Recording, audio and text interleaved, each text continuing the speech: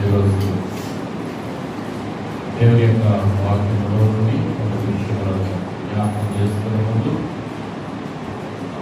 ఒకరితో ఒకరు ఎలా ఉండాలి? ఈరోజు వాక్యం ఏంటి? ఒకరితో ఒకరు ఎలా ఉండాలి? ఎలా ఉంటే బాగుంటుంది, ఎలా ఉంటే బాగుంటుంది, అది కూడా ఒక ఆలోచన.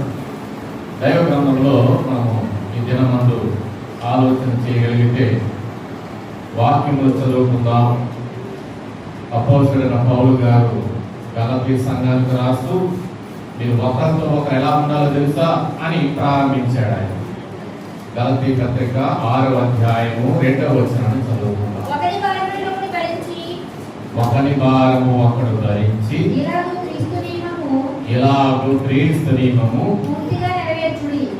పూర్తిగా నెరవేర్చు. ప్రార్థన. ప్రేమ కలిగిన మా తండ్రికి నామానికి వందనాలు. ఈ దినమందు పౌలు భక్తులు గలతీ సంఘములకు రాస్తూ ఒకరి భారములను ఒకరు భరించండి, ఇది క్రీస్తును బట్టి నియమించబడి ఉన్నది అని ఆ సంఘములకు మా తండ్రి బోధ చేశారు.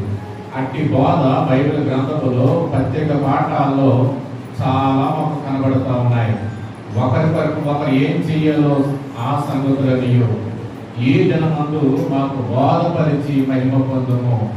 మీరు ఇద్దరిద్దరుగా వెళ్ళండి అని సువార్త కొరకు తన శిష్యులైన వారిని ఒకరికొకరు ధైర్యం చెప్పుకోండి అని, ఒకరికొకరు ఆదరణగా ఉండండి అని సెలవించిన యేసు నామమందు ప్రార్థించి వేడుకొనుచున్నాము తండ్రి.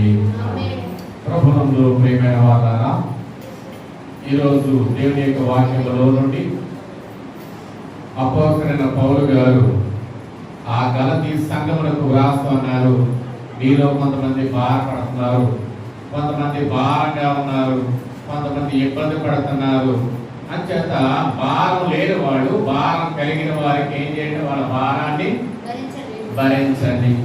కొంచెం ఏమైనా సాయం చేయాలనుకున్న ఒకసారి ఆలోచించి ఏమైనా చేయగలిగితే చెయ్యండి అని ఆనాటి సంఘానికి ఆయన ఏం చేస్తున్నారంటే ఒకరి భారాన్ని ఒకరు భరించండి. ఈరోజు మనం వింటా ఉంటాం, ఏమంటే నేను కాబట్టి మిమ్మల్ని భరిస్తున్నాను అని భార్య అంటుంది. అసలు నేను కాబట్టి భరిస్తున్నానని భర్త అంటాడు. ఏం చేస్తాం? తల్లిదండ్రులు కాబట్టి భరిస్తున్నామని పిల్లలు అంటారు. అత్తగారు కనుక భరించాల్సి వస్తుంది, కోడలు కనుక భరించాల్సి వస్తుంది. కోడలు భరించి అత్తగారు ఉంటారమ్మా, ఉంటారంటారా? ఏం చేస్తామంటే తప్పనిసరి అని సర్దుకుపోతే ఏం చేస్తారంటే భరిస్తారు. ఎన్ని తప్పులు చేసినా భరిస్తారు, ఎన్ని అప్పులు చేసినా భరిస్తారు, ఎన్ని ఇబ్బందులకు గురి చేసినా కూడా భరిస్తూనే ఉంటారు. ఇది దేవుని యొక్క నియమం. దేవుణ్ణి తెలుసుకున్నవాడు, దేవుడు ఎరిగిన వాడు ఏం చేస్తాడో తెలుసా? భరిస్తాడు. ఏం భరిస్తాడో? బాధలు పెట్టినా భరిస్తాడు, బాధలు వచ్చినా సహిస్తాడు, అప్పులు చేసినా వ్యాధి వచ్చినా ఏమైనా ఏం చేస్తుంటారు అంటే సహిస్తూనే ఉంటారు. కాబట్టి పౌలు భక్తుడు ఆనాటి గలతీ సంఘముతో అంటున్నాడు, మీరు ఒకరి కొరకు ఒకరు ఏం చేయంటే భారం, ఎవరైనా కొంచెం భారంగా ఉన్నారు, లేకుంటే ఇబ్బందుల్లో ఉన్నారు, ఏమైనా పరామర్శించండి. లేదు అంటే వాళ్ళ భారాన్ని కొద్దిగా భరించడానికి మీకు అవకాశం ఉంటే భరించండి. ఇది క్రీస్తు ద్వారా నియమించబడినది. యేసు ప్రభు వారు చెప్పిన మాట నేను మీకు చెప్తున్నాను అని పౌలు భక్తుడు ఏం చేస్తున్నాడంటే ఆనాటి గలతీ సంఘం కొరకు ఈ మాటను ఆయన తెలియజేస్తూ ఉన్నారు. కాబట్టి ప్రభువుకు ప్రియమైన వారారా, మీ భారములను ఒకరికొకరు భరించుకోండి. రెండవదిగా మనం ఆలోచన చేస్తే ఒకరినొకడు ఏం చేయండి అంటే సహించుకొనుడి, భారాన్ని భరించండి అని గలతీ సంఘంలో చెప్తూ ఎఫెసీ సంఘంతో ఆయన అంటాడు. ఎఫెసీ పత్రిక 4వ అధ్యాయం 2వ వచనంలో ఏమంటున్నాడు ఆయన? కాబట్టి మీరు సమాధానం అనే బంధం, ఏ బంధం ఇది? సమాధానం అనే బంధము చేత ఆత్మ కలిగించు ఐక్యమును కాపాడుకున్నటకు ఇక్కడ కనబడుతుంది సహించుకోండి. సహించుకోండి. ఏం చేయండి? సహించండి. ఏమండి ఎంతవరకు సహిస్తామండి అంటారేమో. మీరు ఒకరికొకరు ఏం చేయాలి? మీ ఎడల మీ మీద కొంతమందికి మీ మీద చెడ్డ మాటలు చెప్పిన ఎందుకు సహిస్తున్నారో తెలుసా? ఆయన చూసి అంటారు. అంటే ఏమైనట్టు? దేవుని చూస్తే సహించగలము, దేవుని చూడలేకపోతే నాకైనా సహనం ఎంతసేపు ఉంటుందండి, ఎంతకాలం ఉంటుందండి, ఎన్ని సంవత్సరాలు సహిస్తున్నానండి అంటారు. అంటే సహనము అనేది గొప్ప ఆయుధము. సహనము సహించువాడు శోధనలను జయించువాడు భాగ్యవంతుడు. ఎవరంట? ఆ శోధనలు భరించేవాడు, సహించేవాడు ఏమై ఉంటాడంటే భాగ్యవంతుడిగా ఉంటాడు. ఆ సహింపు దాన్ని బట్టి, సహింపును బట్టి మనకు కలుగుతుంది మహిమ స్థితి. కాబట్టి ఈ దినమందు పౌలు భక్తుడు అంటాడు, మీరు పరిశుద్ధాత్మను మీకు కలిగించిన ఒక ఆత్మ ప్రేరేపణ కావచ్చు, ఆత్మ బలము కావచ్చు, ఆత్మ అభిషేకం కావచ్చు, దానిని బట్టి మీరు ఏం చేయాలంటే ఒకరినప్పుడు సహించుకోనండి. మీ ఎడల ఎవరేం చేసినా సహించండి, సహనానికి మించిన ఆయుధం లేదు అని. అయితే ప్రభువునందు ప్రియమైన వారులారా, ఇదే పౌలు భక్తుడు ఎఫెసీ సంఘానికి రాస్తూ ఈ 4వ అధ్యాయంలోనే 32వ వచనాన్ని చూద్దాం. ఒకరి ఎడల ఒకడు దయ కలిగించాలమ్మా. చాలా స్పీడ్ గా పనిచేస్తున్నాం, సంతోషం. ఎందుకు అంటే ఒకరి ఎడల ఒకడు ఏం కలిగి ఉండాలా? దయ కలిగి ఉండండి. దయ అంటే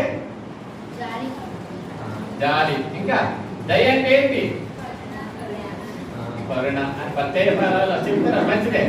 అంటే దయ కలిగి ఉంటారు చాలా మంది.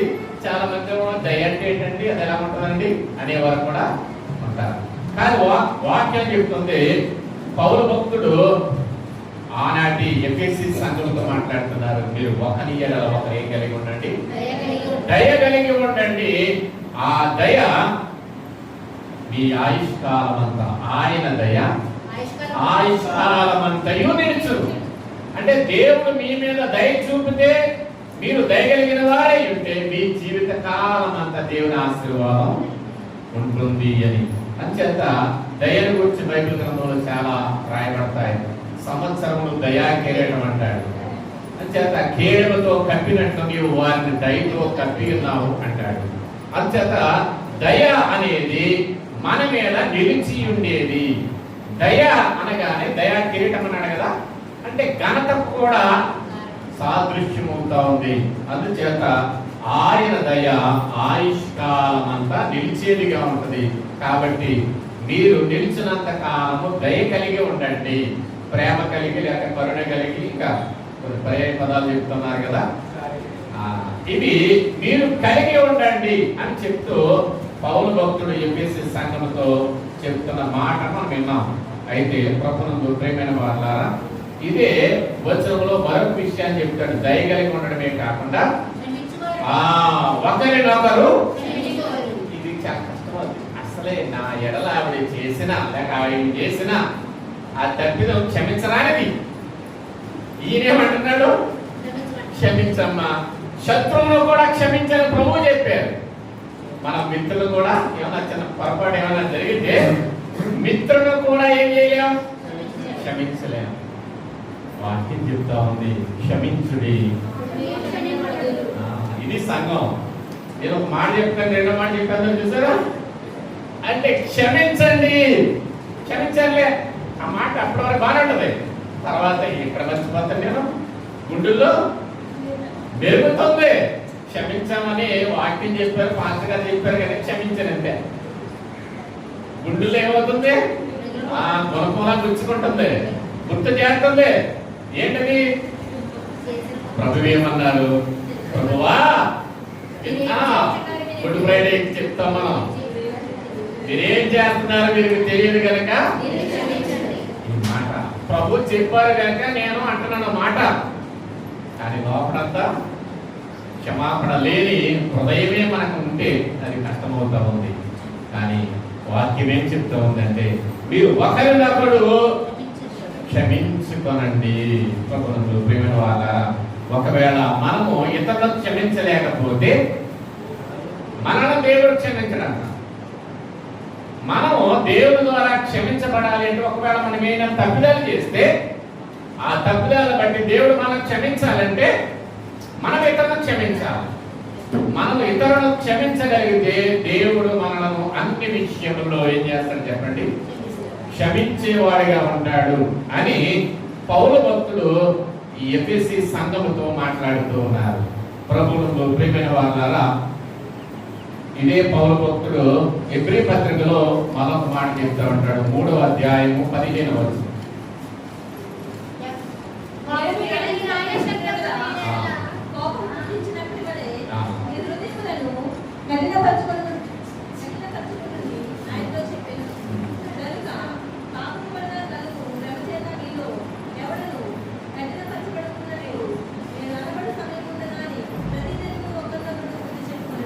ఇది కావాలి. లాస్ట్ ఒకరికొకడు బుద్ధి చెప్పుకోండి. ఏం చెప్పుకోండి? ఒకరికొరకు ఒకరు ఏం చెప్పండి? ఇప్పుడే బుద్ధి చెప్పి వచ్చాను. ఇప్పుడే మా ఆవిడ కొంచెం బుద్ధి చెప్పామంటే ఇప్పుడే చెప్పి వచ్చానండి. ఏంటి బుద్ధి? ఇక్కడ చూడండి, బుద్ధి చెప్పి రావడం ఏంటి? అసలు బుద్ధి అనేది ఎలా ఉంటుంది? వక్ర బుద్ధి అని ఉంది బైబిల్లో. సక్రమైన బుద్ధి, మంచి బుద్ధి, బుద్ధిహీనత. బుద్ధిహీనత. ఇక్కడ తప్పిపోయిన కుమారుడు చూడండి. అయితే అతను బుద్ధి వచ్చినప్పుడు అంటే ఎక్కడ పోయింది? బుద్ధి లేకుండానే బుద్ధి లేని పనులన్నీ చేశాడంట. బుద్ధి లేనప్పుడే ఏం చేస్తాం? ఏమోనండి బుద్ధి బుద్ధి ఎలా ఏమైంది? బుద్ధి లేని పనులు చేశా. ఇప్పుడు బుద్ధి వచ్చింది, నా దేవుని దగ్గరికి వచ్చా. ఇప్పుడు బుద్ధి వచ్చింది, నా తండ్రి దగ్గరికి వచ్చా. ఇక్కడ చూడండి, ఆ తప్పిపోయిన కుమారు నుండి చాలా పాఠం నేర్చుకోవచ్చు. కానీ పౌలు భక్తుడు అంటాడు, అయ్యా మీరు ఒకరికొకరు ఏం చేయండి అంటే మనం అలా చేయకూడదు అని ఒకరికొకరు చెప్పుకోండి. తప్పే ఉంది, అలా చేయడం తప్పే కదా. అంటే ఒకవేళ నీకు కూడా ఆవిడ ఇంకొక వారికి చెప్పవచ్చు. అంటే బుద్ధి చెప్పుకోవడంలో ఏముందంటే ప్రేమతత్వము కనబడును. అందుచేత ఈ ప్రేమను బట్టి ఒకరికొకరు ఏం చేయంటే బుద్ధి చెప్పుకోండి.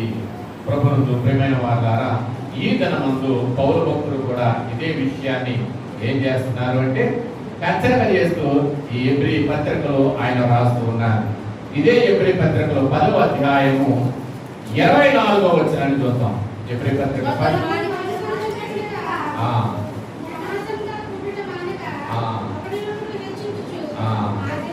ఒకరికొకడు హెచ్చరించుకొనుచు అంటే వార్నింగ్. ఏమిస్తారు? మనం ఏం చేయాలంట? ప్రార్థన రావట్లేదే జాగ్రత్త అన్నారనుకోండి. ప్రార్థన రావట్లేదని జాగ్రత్త చెప్తుంది ఏంటి?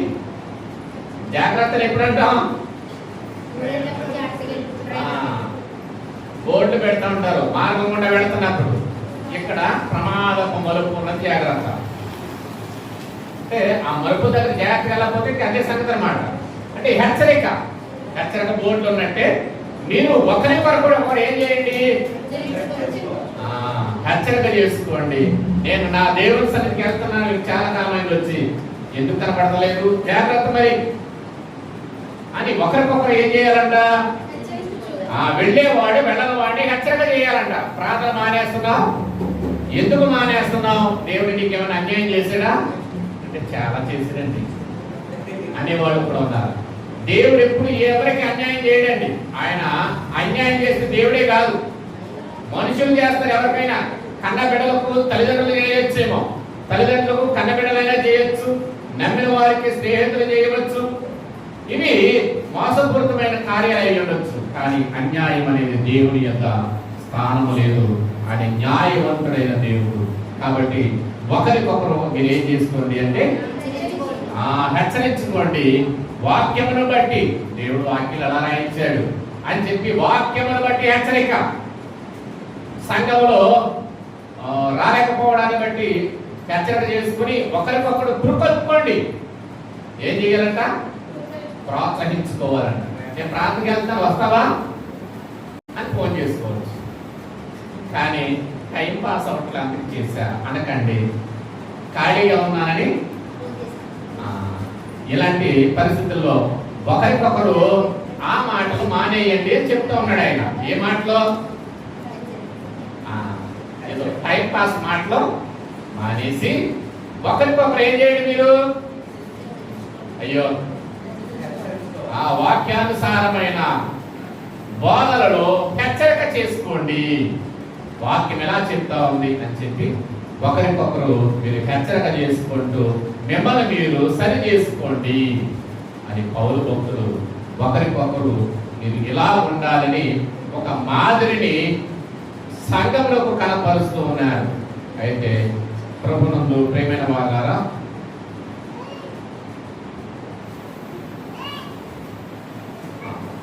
మొదటి యోహాను పత్రిక 4వ అధ్యాయము 7వ వచనం.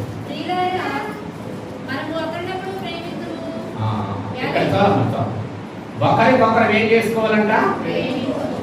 ఒకరినొకరు ప్రేమించుకోండి. అంటే ఇప్పుడు యూత్ అనుకుంటారు, ప్రేమించుకోండి కాస్తగానే చెప్తున్నారు. అంటే ఆ ప్రేమ యవ్వనంలో ఉన్న ప్రేమ, ప్రేమనగానే ఒక యవనస్తుడు ఒక యవనస్తురాల్ని ప్రేమించుకోమని పాస్టర్ చెప్తున్న మాట ఇది మాత్రమే వినపడుతుంది. కానీ వాక్యం ఏం చెప్తుంది? తల్లిని ప్రేమించు, చెల్లిని ప్రేమించు, లేకుంటే స్నేహితులను ప్రేమించు. కానీ ప్రభు అయితే మీ శత్రువులను ప్రేమించన్నారు. ప్రభు మత్తయి సువార్తలో ఏమన్నారు? మీ శత్రువులను ప్రేమించండి. ఇది అసలు ప్రభు ఎలా చెప్పారో కానీ నా వల్లే అవట్లా అనుకోవాలి మనం. అనుకుంటారా? ప్రభువాన్ని గురించి చెప్పావు కనుక క్షమిస్తూ, నీవు చెప్పావు కనుక ప్రేమిస్తున్నా. ఎవరిని? మీ శత్రువులను ప్రేమించండి, మిమ్మల్ని హింసించు వారి కొరకు. ఇది ప్రభు చెప్పిన మాట. ప్రభువు ఏ మాట అయితే చెప్పారో ఆ మాట ప్రకారమే సిలువలో చేసి చూపించారు. ప్రభుని చంపడానికి వచ్చిన వాళ్ళందరూ శత్రువులే కదా, ఆయన పట్టి ఈడ్చుకుని వెళ్ళారు. వాళ్ళకి క్షమించాడు ప్రభు. వాళ్ళకి తెలియకుండా ఇవన్నీ చేస్తున్నారు. ప్రభు వీరిని క్షమించు అన్నారు. ఇప్పుడు ఆ మాటలు మనం ఆలోచన చేస్తే, నేను ప్రేమ కలిగిన వాడిని కనుక నేను వారిని క్షమిస్తున్నాను. మీరు నా ప్రేమను కలిగిన వారై ఉంటే, నా ప్రేమను ఎరిగిన వారై ఉంటే, నా వలె మీరు ఈ లోకంలో జీవిస్తూ ఉంటే మీరేం చేయండి? ఒకరినొకరు ప్రేమించుకోనండి. అయితే ప్రభునందు ప్రేమైన వాళ్ళారా, ఇంతవరకు ప్రేమే కదా, ప్రేమ చూపేద్దాం. ఏమవుతుంది? ప్రేమే కదా. ఒకరికొకరు ఏం చేద్దాం? చాలా ప్రేమగా చూసుకుంటారండి. వాళ్ళ పిల్లల్ని వాళ్ళని వీళ్ళే అని చెప్తారు. ఇది ప్రేమగా జనానికి కనబడేటట్టు కనబడే ప్రేమ కాదు ఇది. క్రీస్తు ప్రేమ మిమ్మల్ని ఏం చేస్తుందంటే ఆయన వలె నడవడానికి దారి చూపిస్తా ఉన్నది. అయితే క్రీస్తు వలె ప్రేమించే తత్వము మనం కలిగి ఉండాలి అన్నాడు. అయితే పౌలు గారు మళ్ళా రాస్తూ అన్నాడు, కొలస్సీ పత్రిక 3వ అధ్యాయం 16వ వచనాన్ని చూద్దాం. కొలస్సీ పత్రిక 3:16. సంగీతములతోను కీర్తనలతోను ఆత్మ సంబంధమైన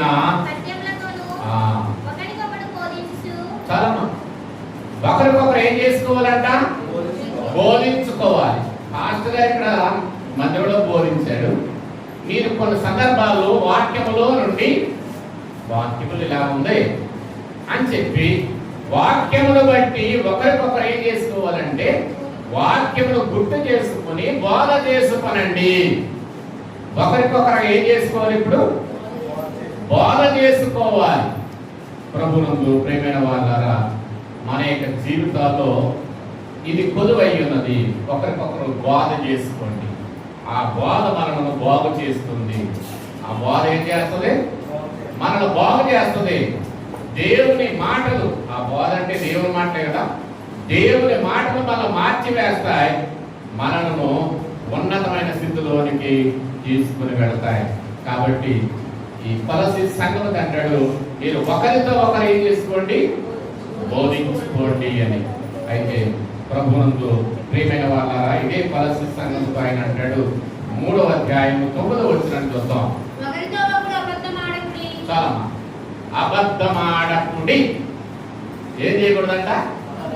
తెల్లాలేసి పండుకోయే వరకు మన నోట నుండి ఏమవుతున్నాయో మనం ఎరిగిన వారం అంటే మంచిదే. ఉన్నాను ఏమి ఉండదు, ఎక్కడికో వెళ్ళాలి, ఇదిగో బయలుదేరని ఇక్కడ వచ్చేసాను, ఇంటికనే ఉంటారు, ఎక్కడ ఇదిగో దారిలో ఉన్నాను, ఇదిగో దగ్గరకు వచ్చేసాను, ఇంటికనే ఉంటారు అంటే ఏమవుతుంది? మనము ఏం చేస్తున్నామంటే అబద్ధములకు మూల స్థానం అయిపోయే పరిస్థితి ఉండదు. అయితే వాక్యం ఏం చెప్తుంది అంటే, మీరు ప్రతి వాడు తన పొరుగు వారితో సత్యమునే మాట్లాడవాలి. ఏం చేయాలి? సత్యమునే మాట్లాడాలి, అబద్ధం ఆడకూడదు అని బైబిల్ చెప్తా ఉంటే, బైబిల్ చెప్పే నేనైనా, వాక్యం వినే మీరైనా, బైబిల్ చదివే మీరైనా, వినేవారైనా, చెప్పేవారైనా ఒకరితో ఒకరు ఏం చేయాలా? సత్యమే చెప్పాలి, అబద్ధం ఆడకుడి. అయిగా దేవదాసయ్య గారు ఈ అబద్ధాన్ని గురించి చెప్తూ, అబద్ధమాడు నోరు. ఏమాడుతుంది? అబద్ధం ఏమాడుతుంది? నోరే కదా. అబద్ధమాడు నోరు అంతరంగ పురుషుని నాశనము చేయును. అంటే మన బాహ్య పురుషుడు కృషించిన ఆంతర పురుషుడు దినదినము నూతనపరచబడుతున్నాడని పౌలు భక్తుడు అంటాడు. అంటే మనలో ఉన్న ఆత్మీయ పురుషుడు ఏమవుతాడంట? దినదినము దిగజారిపోయే పరిస్థితి ఎప్పుడు ఉండకూడదు. అబద్ధమే కదా అనుకుంటే ఒక్క అబద్ధము అనేక అబద్ధములకు దారి తీస్తుంది. చిన్న పిల్ల ఎదుట అబద్ధం ఆడాడు పేతురు, తర్వాత అబద్ధం ఆడతానే పోయాడు. తర్వాత అవన్నీ ఒప్పుకున్నాడు. అయ్యో ఏంటి, నేనేంటి శిష్యులందరిలోకి మూలము ముఖ్యమైనవండి, నేనే అబద్ధం ఆడితే మిగతా ఏం చేస్తారు అనుకున్నాడు. ప్రభువు చెప్పిన మాట గుర్తొచ్చింది. వెంటనే సంతాపపడి ఏడ్చెను. అబద్ధం ఆడినందుకు ఏం చేశాడు పేతురు గారు? ఎలుగెత్తి ఏడ్చాడు, దేవా నా నోట రానకూడని మాటలు వచ్చాయి, అబద్ధం ఆడకూడదు నా జీవితంలో, కానీ ఆడాను. ఈ మాటలన్నీ ఆయన హృదయాన్ని వేదనకు గురి చేసాయంట. కొన్ని సంవత్సరాలతో మనం చూస్తూ ఉంటే అబద్ధం ఏం చేస్తుందో తెలుసా? మన హృదయానికి వేదన కలుగ చేస్తుంది. అబద్ధం ఏమవుతుంది?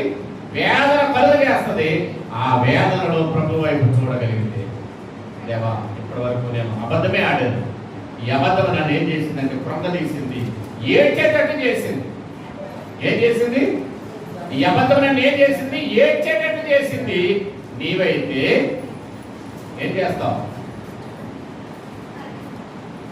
దుఃఖపడు వారు ధన్యులు, వారు వాదార్చబడినట్టు చేస్తావు, వాదారుస్తావు. నీవైతే వాదారుస్తావు, అబద్ధమేమో ఏడ్చేటట్లు చేస్తా ఉన్నది. కాబట్టి మీరు ఒకరికొకడు ఏం చేయండి? అబద్ధం ఆడకుండా ఉండండి. ఒకరితో ఒకడు ఏం చేయకూడదు? అబద్ధం ఆడకండి అని పౌలు భక్తుడు ఈ సంఘముతో, కొలస్సీ సంఘంతో చెప్తా ఉన్నాడు. మొదటి దశలోని పత్రిక 4వ అధ్యాయం 18వ వచనం చూద్దాం. కాబట్టి మీరు ఈ మాటల చేత, నేను ఏ మాట అయితే మీకు చెప్పానో ఆ మాటల చేత ఒకరినొకడు ఆదరించుకొనుడి. ఒకరినొకరు ఏం చేయాలంట? ఆదరించుకోవాలి. ఇది మన సంఘంలో చాలా బాధాకరం. ఏంటంటే ఆదరించడం లేదు అసలు. చాలా బాధ. పాస్టర్ గారు ఏమన్నా ఏం చేయాలి అంటే ఆదరించాలంటే ఏం చేయాలి? వెళ్ళాలి, పలకరించాలి, ఇంకేం పర్లేదమ్మా ప్రభు ఉన్నారు, ధైర్యంగా ఉండండి, ప్రార్థన చేద్దాం అని శ్రమలో ఉన్న వారిని, శ్రమలో లేని వారు లేక సంఘము కనుక మనం ఏం చేయాలి చెప్పండి? ఆదరించాలి. ఇది సంఘంలో పొదువుగా ఉందన్నమాట. సంఘంలో ఎలా ఉంది? ఇది మేము వెళ్తాంలేండి అనుకుంటారు. ఒకవేళ మీరే అదే పరిస్థితిలో ఉంటే వాళ్ళే వస్తారని ఆడాలనుకుంటే బాధ కలిగించే విషయమే. కానీ పౌలు భక్తుడు అంటాడు, సంఘమైన మీరు ఏం చేయండి? సంఘముగా ఉన్న మీరు ఒకరికొకరు ఆదరించుకోండి. ఆదరణ అనేది చాలా అవసరమైనది. బైబిల్లో చాలా రకాల ఆదరణ ఉన్నాయి. ఒకరి తల్లి ఒకరిని నోటి మాట రాకుండా చెప్తున్నారు. ఇలా ఉండాలి కదా. ఒకరి తల్లి ఒకరిని ఆదరించినట్లు. తల్లే కదా చిన్న బిడ్డను ఏం చేస్తుంది? బాల్యం నుండి ఆదరిస్తుంది. తండ్రి ఏం చేస్తాడంటే తండ్రి ఆదరిస్తూనే పోషిస్తాడు. బైబిల్ గ్రంథం చెప్తా ఉంది, ఒకరితో ఒకరు మీరు ఏం చేస్తే మీ సంఘములో మీరు సంఘముగా ఉన్న మీరు ఒకరికొకరు ఆదరించుకోరండి అని. అయితే ప్రభునందు ప్రియమైన వారారా, మీరు ఇంకా ఎలా ఉండాలి అనే విషయాన్ని యాకోబు పత్రికలో 5వ అధ్యాయము 16వ వచనం. మీ పాపములను ఒకరినొకరు ఒప్పుకొనుడి. మీరు స్వస్థత పొందినట్లు ఒకరి కొరకు ఒకరు ప్రార్థన చేయండి. ఒకరి కొరకు ఒకడు ప్రార్థన చేయండి. ఒకరి కొరకు ఒకరు ఏం చేయండి అంట? ప్రార్థన చేయండి. ప్రభువులు ప్రియమైన వాళ్ళారా, మన కోసం మనకంటే తప్పదు. మిగతా వాళ్ళ కోసం చేయాలంటే చాలా. ఎందుకని మనము ఇతరుల కోసం చేస్తేనే దేవుడు మన కార్యం కూడా నెరవేరుస్తాడు. అది గుర్తించాలి మీరు. బైబిల్ ఏం చెప్తుందంటే మీరు స్వస్థత నందునట్లు, అంటే మీకు వ్యాధి ఉంది, ఈ వ్యాధి నుండి దేవా నాకు ఈ బలహీనత ఉంది, ఈ వ్యాధి ఉంది, నన్ను స్వస్థపరచు అని నీ కోసం నువ్వు చేసుకుంటున్నావు, మంచిదే. ఇతరుల కోసం అంటే నీకు తెలిసిన వారి కోసం, నీ సంఘంలో నీ సభ్యులు ఎవరైనా బలహీనంగా ఉంటే వారి కోసం నీవు ప్రార్థన చేస్తే నీవు చేసిన ప్రార్థన ఆవిడ స్వస్థపరుస్తుంది, నిన్ను కూడా స్వస్థపరుస్తుంది. కాబట్టి ప్రభువునందు ప్రియమైన వాళ్ళ దైవజనుడు దేవాలయ దగ్గరికి ఒక ఆయన వచ్చి, అయ్యా నాకు ఇలాంటి పలాని వ్యాధి ఉంది, నా కోసం ప్రార్థన చేయండి అన్నారంట. ఇక్కడ గుంటూరు వెళ్ళాడంట. మళ్ళీ ఆయన ఆ వ్యాధితోనే బలహీనతో. అంటే ప్రార్థన చేస్తాను కానీ మీరు కూడా ప్రార్థన చేయండి అన్నారంట దేవదాసయ్య గారు. నేనేం చేయాలంటే పలాని వ్యక్తి ఉన్నాడు కదా, ఆ వ్యక్తి కోసం మీరు ప్రార్థన చేయండి, నేను మీకోసం ప్రార్థన చేస్తానన్నారంట. ఆయనకి పడతాను. పడినప్పుడు ఎలా చేస్తాడు చెప్పండి? అసలు మనసులోకి ఆయన పేరు వస్తేనే కష్టమైపోతుంది. అలాంటి పరిస్థితుల్లో ఈయనకి స్వస్థత కావాలంటే ఏం చేయాలి? ఇప్పుడు అయ్యగారు చెప్పారు కనుక ఏదో ఇష్టమున్నా లేకపోయినా ఓ మాట అని ప్రార్థన చేశారంట. ఆయనకి తగ్గింది. అయ్యగారు ఈయన కోసం చేశారు, ఈయనకి తగ్గింది. అప్పుడు సమాధానం ఇంటికి వెళ్ళారంట. ఎందుకు అంటే వ్యాధి ఉన్న మీరు ఒకరి కొరకు ఒకడు ఏం చేయాలి అంటే ప్రార్థన చేయండి. ప్రభువునందు ప్రియమైన వాళ్ళారా, మీ అవసరతల కొరకు ఒకవేళ మీరుంటే దేవా పలానా వారికి అవసరం ఉంది అని మనం ప్రార్థన చేయగలిగితే మన అవసరత కూడా దేవుడు ఏం చేస్తాడు? తీర్చేవాడై ఉన్నాడు. కాబట్టి ఒకరి కొరకు ఒకరు ఏం చేయాలి? ప్రార్థన చేయండి. మరొక విషయాన్ని మనం ఆలోచన చేస్తున్నప్పుడు ఇదే విషయాన్ని పౌలు భక్తులు మరొక చోట దశలోనికి రాసిన పత్రిక 5వ అధ్యాయం 13వ వచనంలో చూస్తే,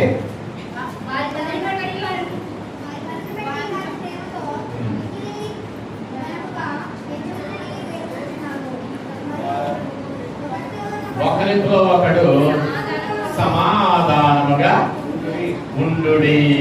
ఒకరితో ఒకడు అసలు జీవితంలోనే సమాధానం లేకపోతే ఎప్పుడు చూసినా ఎక్కడో ఇక్కడ గొడవ పెట్టుకుంటా ఉంటే గయ్యాలి అంటారే కానీ ఏమన్నారు? ఆయన అంతేనండి, అందరితో గొడవలు పెట్టుకుంటాడు. ఆవిడ అంతేనండి, అందరితో గొడవలు పెట్టుకుంటా ఉంది. ఇక్కడ బైబిల్ చెప్తా ఉంది, సఖ్యమైతే సమస్త మనుషులతో సమాధానంగా ఉండటకు ప్రయత్నించుడి. పౌలు భక్తుడు రాస్తా ఉంటాడు మరొక చోట. సఖ్యమైతే నీకు చేతనైనంత మట్టుకు అందరితో ఎలా ఉండాలంట? సమాధానంగా ఉండడానికి ప్రయత్నం చేయండి. అందుకనే ఎందుకు అంటే ప్రభువు ఏమై ఉన్నారంటే సమాధానకర్త అయి ఉన్నారు. సమాధానమును వెనక్కి దానిని వెంటాడండి. ప్రభువు చెప్తున్న మాట సమాధానం గురించి మనం ఆలోచన చేస్తే మనము సమాధానకరమైన స్థితి కలిగి ఉంటే లోకంలో ఎక్కువ కాలం బ్రతుకుతాం. సమాధానంగా ఉంటే ఎక్కువ కాలం బ్రతుకుతాం. కలహాలతో ఉంటే తక్కువ కాలంలోనే. కలహాలు ఉంటాయి కదా, ఏ కలహం పడ్డవాడు ఎక్కడో వచ్చినా మనల్ని హాని చేయొచ్చు. కాబట్టి అదే సమాధానం ఉంటే మీ వద్దకు ఎవరు రారు, మీకు ఏ కీడు చెయ్యరు. కాబట్టి ఒకరితో ఒకడు సమాధానంగా ఉండడానికి మీరు ప్రయత్నం చేయండి. ఎప్పటి వరకు బాగానే ఉన్నాయి. ఇంకోటి నేను చూపిస్తాను. అయితే ప్రభువునందు ప్రియమైన వాళ్ళారా, ఇదే విషయాన్ని పేతురు గారు రాస్తాడు. మొదటి పేతురు పత్రిక 4వ అధ్యాయము 9వ వచనం. మొదటి పేతురు చదువుకొనకుండా ఒకరికొకడు ఆతిథ్యము చేయుడి. చాలమ్మా. ఒకళ్ళు ఏం చేయాలంట? ఆతిథ్యం. ఇదే విషయాన్ని పౌలు గారు కూడా ఆతిథ్యం చెయ్య మరొకడి కొందరు ఎరుగకయ్యి దేవదూతలకు ఎవరికి ఇచ్చారంట? దేవదూతలకు ఎవరికి ఇస్తారు ఆతిథ్యం చేయడం మర్చిపోవద్దు. ఈ ఆతిథ్యాన్ని బట్టి ఆశీర్వాదము, ఆతిథ్యమును బట్టి ఆశీర్వాదం. పాస్టర్ గారికి ఆతిథ్యం ఇద్దాం అనుకున్నాను, నేను కుదురుతలేదు. పాస్టర్ గారు తప్ప స్నేహితులకు ఇవ్వచ్చు, ఇంకెవరికైనా ఇవ్వచ్చు. ఆతిథ్యం అంటే ఏంటి? మీరు చెప్తారు కదా, అట్టున్నారన్నట్టు. ఏంటది? అట్టు పెట్టామంట, అట్టున్నర పెట్టాలంట. ఇది ఒక లోక సామెత, కానీ వాక్యం చెప్తా ఉంది ఆతిథ్యం చేస్తే ఆశీర్వాదము. ఇప్పుడు అబ్రహాము ఎండ వేళల ఆదికాండం 18వ అధ్యాయంలో దేవుడికే ఆతిథ్యం ఇచ్చాడు. ఏం చేశాడు? దేవుడికి ఎవరన్నా ఆతిథ్యం ఇస్తారమ్మా? అతిథిగా వచ్చిన దేవుడు ఆతిథ్యం ఇచ్చిన అబ్రహాము. ఈ టైట్లు చాలా బాగుంటాయి. ఎందుకయ్యా అంటే అతిథిగా వచ్చాడు. మీకు చుట్టం వచ్చినా, మీ ఫ్రెండ్ వచ్చినా, మీ శత్రువు వచ్చినా ఏం చేయండి? మీరు ఆతిథ్యం చేయండి. ఆతిథ్యాన్ని బట్టి ఆశీర్వాదము ఉన్నది. అందుకని ఆతిథ్యం చెయ్య మరుగుతుంది. అందుచేత ఒకరికొకరు ఏం చేసుకోండి? మీరు ఆతిథ్యం ఇవ్వండి, ఆశీర్వాదం పొందుకోండి. ఇంటి వాక్యం తండ్రి మనకెల్లరికూ అనుగ్రహించను గాక. ప్రభు కలిగిన తండ్రి, మీ నామములకు వందనాలు. బైబిల్ దగ్గర అనేకమైన సంగతులు ఉన్నప్పటికీ ఒకరికొకరు అనే మాటను కూర్చున్న సంగతులు ఈ దినమందు మాకు బోధపరచినందుకు వందనాలు.